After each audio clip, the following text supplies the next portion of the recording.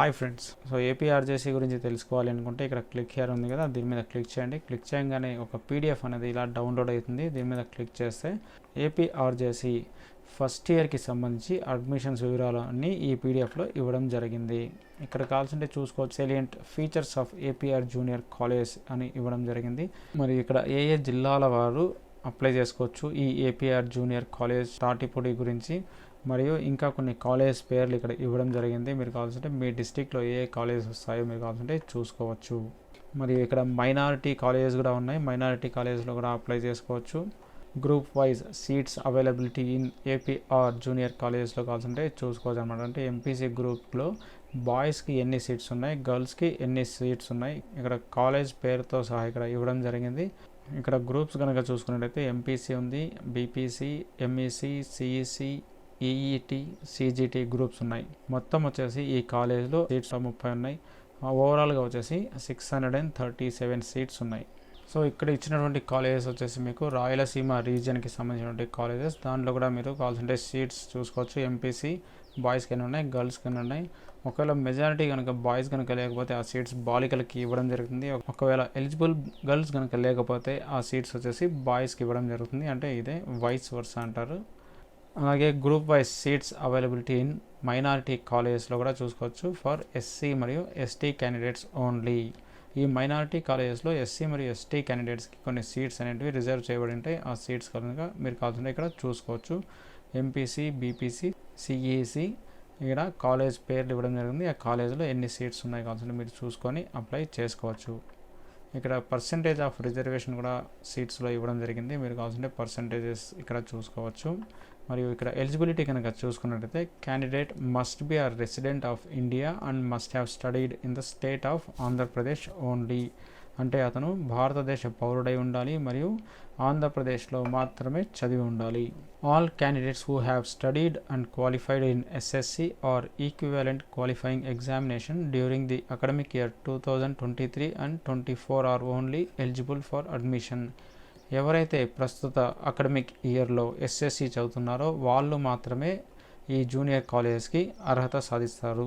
The candidates who passed SSC or equivalent qualifying examination in the previous academic year at the time and compartmental shall not be eligible to apply. ఎవరైతే ముందుగానే అంటే 2023-24 సంవత్సరం అంటే ముందే 10th pass అయిపోయారో వాళ్ళు ఈ నోటిఫికేషన్కి eligible కారన్నమాట. The candidate who has studied Urdu as one of the languages in SSC or equivalent qualifying examination can opt Urdu medium in minority junior colleges. ఎవరైతే ఎస్ఎస్సిలో ఉర్దూ లాంగ్వేజ్ని సెలెక్షన్ చేసింటారో వాళ్ళు మైనారిటీ జూనియర్ కాలేజెస్లో Urdu మీడియంని selection చేసుకోవచ్చు.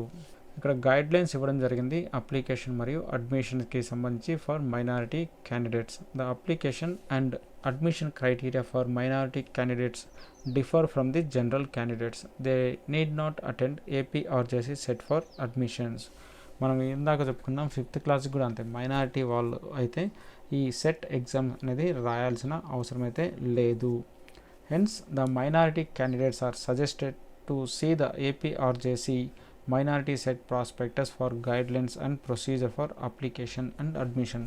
So APRJC minority కాలేజెస్లో వాళ్ళు admissions కొరకు కొన్ని ఇక్కడ ఇచ్చినటువంటి ప్రాస్పెక్టస్లో అడ్మిషన్కి సంబంధించిన డీటెయిల్స్ని చదివి వాళ్ళు అప్లై చేసుకోవచ్చు. ఇక్కడ గైడ్లైన్స్ ఫర్ అప్లికేషన్ అని ఉంది కదా, ఇక్కడ కావాల్సింటే చూడొచ్చు.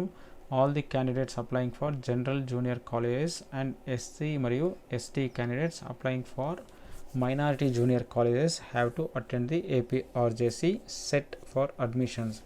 ఎవరైతే జనరల్ కాలేజెస్కి అప్లై చేస్తున్నారో వాళ్ళు మరియు ఎస్సీ మరియు ఎస్టీ క్యాండిడేట్స్ వాళ్ళు ఖచ్చితంగా ఈ సెట్ ఎగ్జామ్ని అంటే కామన్ ఎంట్రన్స్ టెస్ట్ అనేది రాయాల్సి వస్తుంది. The candidates have to visit the website aprs.apcfss.in. అంటే ఇక్కడ ఇచ్చినటువంటి వెబ్సైట్ లింక్లో మీరు లాగిన్ అయిపోయేసి ఇక్కడ ఏపీఆర్జేసీ ఉంది కదా దీని మీద క్లిక్ చేసి ఇక్కడ ముందుగా వచ్చేసి పేమెంట్ చేయాల్సి వస్తుంది. దాని తర్వాత అప్లికేషన్ ఫామ్ని మీరు నింపాల్సి వస్తుంది. ఇక్కడ పేమెంట్ ఎంత ఉంటుంది అంటే the candidate after satisfying himself or herself about the eligibility క్రైటీరియాకి సంబంధించి మీరు సాటిస్ఫై కనుక అయినట్టయితే 300 రూపాయలు మీరు ఆన్లైన్లో పేమెంట్ చేయాల్సి వస్తుంది. దాని తర్వాతనే మీరు ఫామ్ని ఫిలప్ చేయాల్సి వస్తుంది. ఇక్కడ కనుక చూసుకున్నట్టయితే పేమెంట్ చేసేటప్పుడు ఏ డీటెయిల్స్ రిక్వైర్ అవుతాయి అంటే క్యాండిడేట్ యొక్క నేము మరియు date of birth, Aadhaar number మరియు మొబైల్ నంబర్ ఇవ్వాల్సి వస్తుంది. ఇవన్నీ వచ్చేసి మీకు ఓటీపీ ద్వారా వెరిఫై కావడం అనేది జరుగుతుందన్నమాట. After payment of fee online a candidate ID shall be issued. Issue of candidate ID does not mean that the candidate has completed. అంటే మీరు ఎప్పుడైతే ఫీ పేమెంట్ అనేది కట్టేస్తారో అప్పుడు మీకు ఒక క్యాండిడేట్ ఐడి అనేది వస్తుంది. క్యాండిడేట్ ఐడి వచ్చినంత మాత్రాన మీకు సీట్ వచ్చినట్టు కాదు. ఇక్కడ 3.5 ఇంటూ 4.5 సెంటీమీటర్స్లో మీరు ఒక ఫోటోని తీసుకోవాలి. దాంట్లోనే మీ సిగ్నేచర్ కూడా ఉండాలి అన్నమాట.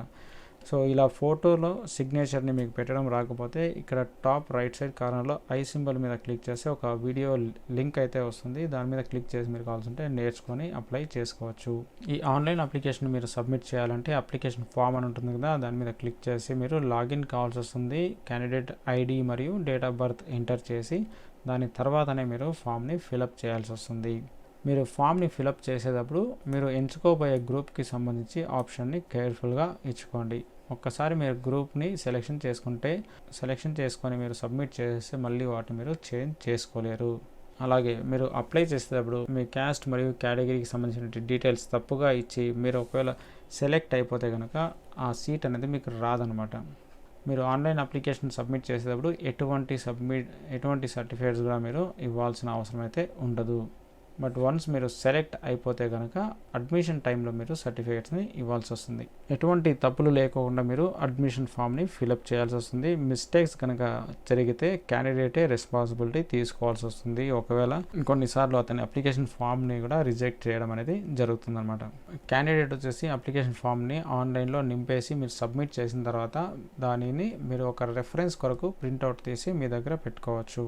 సో హాల్ టికెట్స్ మరియు ఎగ్జామినేషన్ డేట్ గురించి మీరు చెక్ చేసుకోవాలి అంటే ఏపీఆర్ఎస్ వెబ్సైట్లోకి వెళ్ళి మీరు చెక్ చేసుకోవాల్సి వస్తుంది. అలాగే హాల్ టికెట్స్ని కూడా మీరు అక్కడ నుంచే డౌన్లోడ్ చేసుకోవాల్సి వస్తుంది. ఇక్కడ చూసుకున్నట్టయితే ఇక్కడ 2.5 గంటల సేపు మీ ఎగ్జామినేషన్ ఉంటుంది. ఇందులో వచ్చేసి 150 క్వశ్చన్స్ ఉంటాయి. ఆ క్వశ్చన్స్ అన్నీ వచ్చేసి మీకు 10th క్లాస్ స్టాండర్డ్ ప్రకారమే వస్తాయన్నమాట. సో ఇదే వెబ్సైట్లో మీకు కొన్ని మోడల్ పేపర్స్ కూడా వాళ్ళు ఇవ్వడం జరిగింది. మీరు వాటిని డౌన్లోడ్ చేసుకొని కావాల్సింటే ప్రాక్టీస్ చేయొచ్చు. క్వశ్చన్ పేపర్ వచ్చేసి ఇంగ్లీష్ మరియు తెలుగు మీడియంలో ఉంటుంది. ఓఎంఆర్ షీట్ ఇవ్వడం జరుగుతుంది. ఓఎంఆర్ షీట్లో మీరు బ్లూ లేదా బ్లాక్ బాల్ పాయింట్ పెన్తో మీరు రాయాల్సి వస్తుంది, అంటే బబుల్ చేయాల. ఎంట్రన్స్ టెస్ట్ వచ్చేసి 26 జిల్లాలలో నిర్వహించడం జరుగుతుంది. మీరు ఏ జిల్లాలో అయితే చదువుతున్నారో ఆ జిల్లాలో మీరు కావాల్సింటే ఎగ్జామినేషన్ సెంటర్ని ఎంచుకోవచ్చు.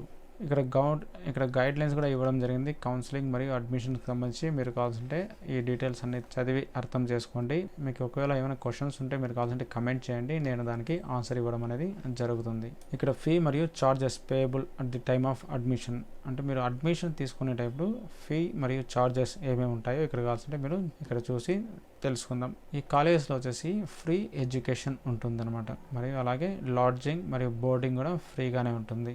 అయినను స్పెషల్ ఫీ మరియు ఎగ్జామినేషన్ ఫీ వచ్చేసి కట్టాల్సి వస్తుంది.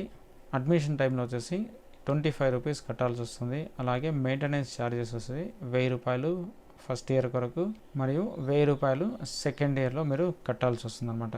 మీరు ఫీ పేమెంట్ చేసిన తర్వాత దానికి వెనక్కి ఇవ్వడం కుదరదు. మీరు ఒకవేళ అడ్మిషన్ని క్యాన్సిల్ చేసుకున్నా కూడా ఆ ఫీ పేమెంట్ అనేది మీకు వెనక్కి ఇవ్వరనమాట. ఇక్కడ కొన్ని డీటెయిల్స్ ఇవ్వడం జరిగింది. ఒకవేళ మీకు ఫామ్ ఫిలప్ చేసేటప్పుడు లేదంటే ఫిలప్ చేసేసిన తర్వాత ఏమైనా క్వశ్చన్స్ కనుక అరైజ్ అయితే మీరు అంటే డౌట్స్ మీకు ఏమైనా వస్తే మీరు కావాల్సింటే ఇక్కడ ఇచ్చినటువంటి నంబర్లు మీరు ఉన్నటువంటి పర్టికులర్ జిల్లా వాళ్ళకి ఫోన్ చేసి మీరు కావాల్సింటే మాట్లాడి మీ ప్రశ్నలకి సమాధానాలు కోరవచ్చు. ఇక్కడ ఇంపార్టెంట్ డేట్స్ కనుక చూసుకున్నట్టయితే నోటిఫికేషన్ వచ్చింది మనకి ఎప్పుడు మార్చి 1వ తేదీ. ఎప్పుడు అప్లికేషన్స్ని మనం వేసుకోవచ్చు అంటే మార్చి 1వ తేదీనే మనం కావాల్సింటే అప్లై చేసుకోవచ్చు. లాస్ట్ డేట్ వచ్చేసి మార్చి 31వ తేదీ వరకు ఉంటుంది. హాల్ టికెట్స్ వచ్చేసి ఏప్రిల్ 17వ తేదీ రావడం జరుగుతుంది. ఎగ్జామినేషన్ డేట్ వచ్చేసి ఏప్రిల్ 25వ తేదీ మధ్యాహ్నం 2:30 గంటల నుంచి సాయంత్రం 5 గంటల వరకు ఈ ఎగ్జామినేషన్ అనేది ఉంటుంది. రిజల్ట్ వచ్చేసి మీకు మే 14వ తేదీ రావడం జరుగుతుంది. ఇక్కడ ఫస్ట్ ఫేజ్ కౌన్సిలింగ్ కావాల్సింటే చూసుకోవచ్చు. ఆంధ్ర మరియు రాయలసీమ రీజియన్కి MPC, EET, BPC, CGT, MSc మరియు సిఈసి మేలో జరుగుతాయి. 20వ తేదీ, 21, 22వ తేదీన సెకండ్ ఫేజ్ కౌన్సిలింగ్ కూడా ఇక్కడ ఇవ్వడం జరిగింది. అలాగే థర్డ్ ఫేజ్ కూడా కౌన్సిలింగ్ అనేది జరుగుతుంది. ఇక్కడ కొన్ని హెల్ప్ లైన్ నంబర్స్ కూడా ఇవ్వడం జరిగింది. ఒకవేళ టెక్నికల్ సంబంధించి ఏదైనా అప్లికేషన్ మీరు వేసేటప్పుడు ఏమైనా వెబ్సైట్ కనుక క్రాష్ అయితే దానికి సంబంధించిన డీటెయిల్స్ని మీరు ఈ నంబర్లకి కాల్ చేసి ఇన్ఫామ్ చేయొచ్చు. సో ఇది ఫ్రెండ్స్ ఏపీ ఆర్జేసీకి అడ్మిషన్కి సంబంధించిన డీటెయిల్స్. ఈ వీడియో కనుక నచ్చినట్టయితే లైక్ చేయండి, షేర్ చేయండి, సబ్స్క్రైబ్ చేసుకోండి.